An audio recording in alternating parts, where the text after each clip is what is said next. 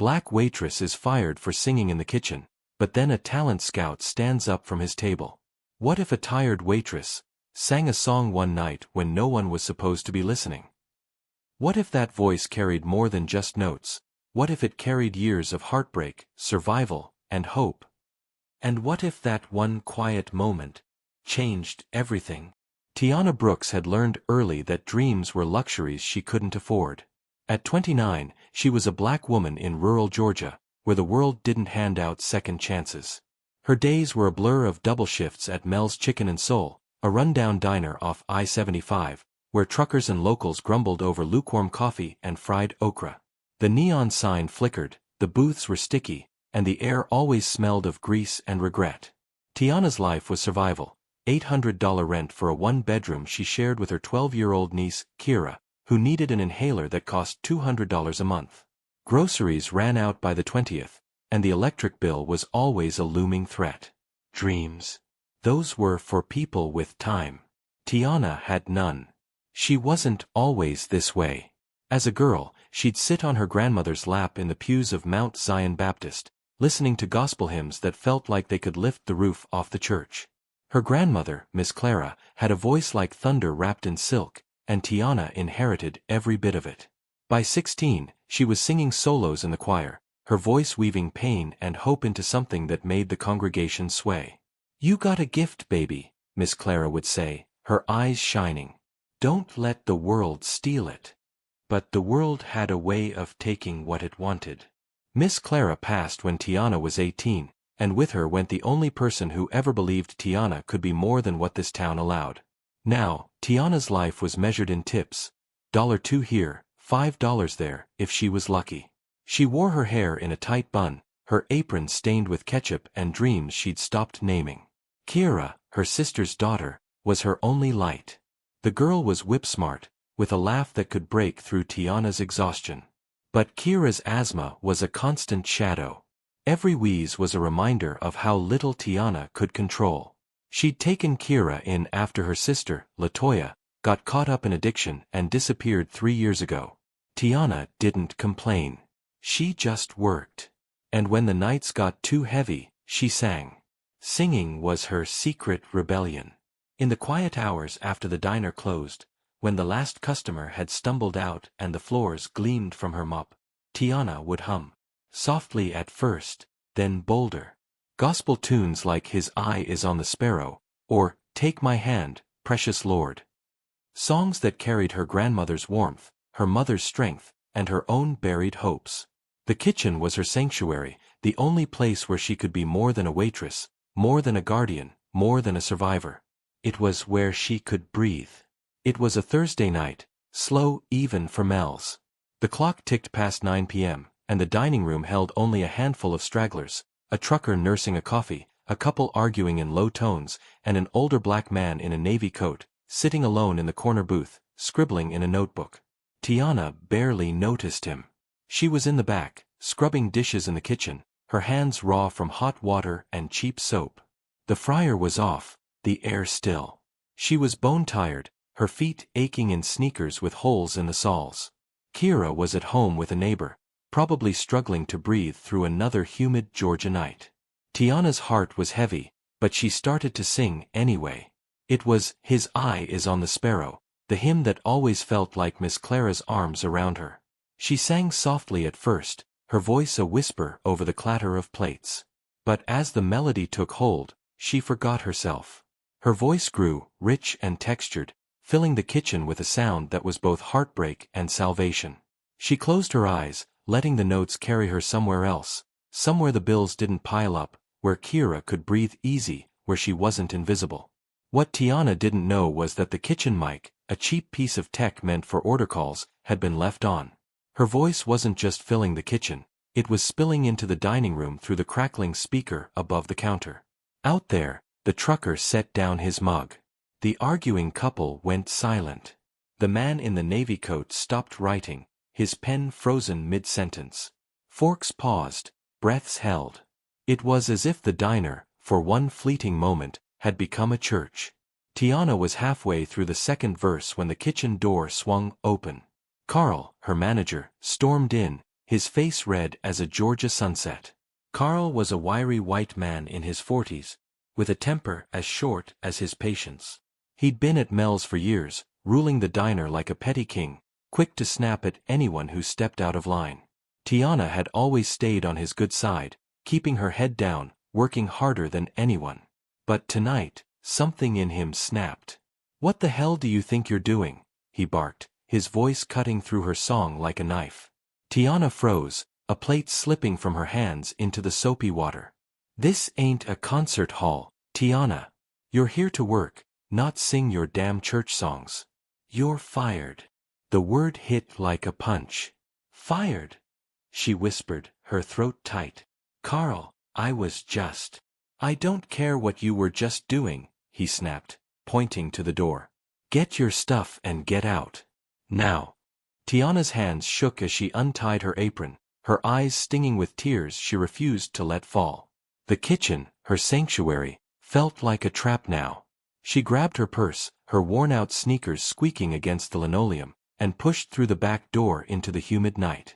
The parking lot was dark, the air thick with the smell of asphalt and fried chicken. She stood there, apron still clutched in her hands, her chest heaving with humiliation and rage. Another door slammed shut. Another dream crushed. She didn't see the man in the navy coat until he was standing in front of her. "Excuse me, miss," he said, his voice calm but firm, like he was used to being heard. Tiana looked up, startled. He was older, maybe 60, with gray at his temples and a navy coat that looked too expensive for a place like Mel's. His eyes were kind but sharp, like he could see right through her. "Where did you learn to sing like that?" he asked. Tiana blinked, wiping her eyes with the back of her hand. "Nowhere," she said, her voice hoarse. "I just sing to get through." He smiled, a slow, knowing smile that made her feel seen in a way she hadn't in years. "Well, I'm Samuel Tate. Used to produce albums for folks like Etta James and Maxwell. Now I work with a non-profit that finds talent in the places no one looks." Tiana stared at him, her mind racing. Was this a joke? A scam? She'd heard stories of people preying on desperate dreamers, but something about Samuel's steady gaze made her pause. "I was in that diner tonight," he continued, nodding toward Mel's. "Heard you through the speaker. That wasn't just singing. That was a story. A whole life in every note. You got a gift, miss, and I don't say that lightly." Tiana's heart pounded. She wanted to believe him, but years of disappointment had built a wall around her trust. "Why me?" she asked, her voice barely above a whisper. "I'm nobody." Samuel's smile faded, replaced by something fierce. "You're not nobody. Nobody sings like that. Not unless they've lived it. I want to give you a shot. A flight to LA, a demo session, and a chance to work with an independent label that cares about soul, not just sales." Tiana's breath caught. LA. A demo. It sounded like a fairy tale, but fairy tales didn't happen to women like her. "I can't just leave," she said, thinking of Kira, the rent, the inhaler. "I got responsibilities." "I know," Samuel said, pulling a card from his pocket. "But sometimes, the only way to take care of the people you love is to take a chance on yourself. Think about it. Call me by tomorrow night." He pressed the card into her hand and walked back to his car, leaving Tiana alone in the parking lot, clutching a piece of paper that felt like it weighed 1,000 pounds. Tiana didn't sleep that night. She sat at the kitchen table in her cramped apartment, Samuel's card in front of her, while Kira slept in the next room, her breathing a soft wheeze. The card was simple, embossed with Samuel Tate, Rising Voices Foundation. She Googled him on her cracked phone screen. He was real, articles about his work with Etta James, a Grammy nomination in the 90s, and now a non-profit that scouted talent in underserved communities. It wasn't a scam, but it was still a risk. What if she failed? What if she left Kira and came back with nothing? But then she thought of her grandmother, of the way Miss Clara's voice had filled the church, of the way she'd told Tiana to never let the world steal her gift. She thought of Kira, growing up in a town that would try to dim her light, too. Tiana couldn't let that happen. The next morning, she called Samuel. "I'm in," she said, her voice steady despite the fear clawing at her chest. 2 weeks later, Tiana was on a plane to LA, Kira staying with a trusted neighbor. The studio was small, tucked in a strip mall, but it felt like holy ground. Samuel introduced her to a producer named Lena, a black woman with a no-nonsense vibe and a warm smile. "Let's hear what you got," Lena said, pointing to the mic. Tiana sang. She poured everything into it. Her grandmother's hymns, her sister's absence, Kira's wheeze, the diner's grease, the weight of all those years. When she finished, Lena was quiet for a long moment. Then she said, "Girl, you're about to change the game." The demo turned into an album. Tiana named it Fired, Then Found, a title that felt like her life in 3 words. Each track was a story: Double Shift Blues, about the grind of survival; Sparrow's Lullaby, for her grandmother; Kira's Breath, for her niece. The music was gospel at its core, threaded with blues and soul, every note raw and real. Samuel's label, Rising Voices, gave her creative control, something unheard of for a nobody from nowhere. But Tiana wasn't a nobody anymore. The album dropped on a small platform, but it caught fire. A viral X post from a listener in Atlanta spread to thousands, then millions. NPR called her the voice we nearly missed. Blogs dissected her lyrics, calling them a love letter to black working women. Women across the country, waitresses, nurses, single mothers, heard their lives in her songs. "She sings my story," they said in comments, in emails, in tears. The twist wasn't just Samuel's offer. It was what Tiana did with it. She didn't chase fame. She didn't want red carpets or tabloids. She wanted her music to matter. She partnered with Samuel's nonprofit to fund music programs in rural towns like hers, places where dreams were too often buried. She brought Kira to LA, got her a better doctor, a better inhaler. LaToya, her sister, even reached out, sober for the first time in years, inspired by Tiana's courage. Tiana never went back to Mel's Chicken and Soul. But she didn't forget it. The diner was where she'd been broken, but it was also where she'd been found. She sent Carl a copy of her album with a note: "Thanks for firing me. It set me free."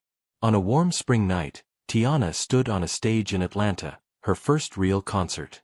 Kira was in the front row, beaming, her inhaler tucked safely in her pocket. The crowd was small but mighty, their faces a mix of black women like her, truckers who'd eaten at Mel's, and strangers who'd found her music online. She closed her eyes and sang "His Eye is on the Sparrow," her voice soaring, unbroken, unafraid. The world had tried to dim her light. It had tried to silence her. But Tiana Brooks was no longer invisible. She was a voice, a story, a spark. And she was just getting started. Because sometimes, being fired is the first step to being found.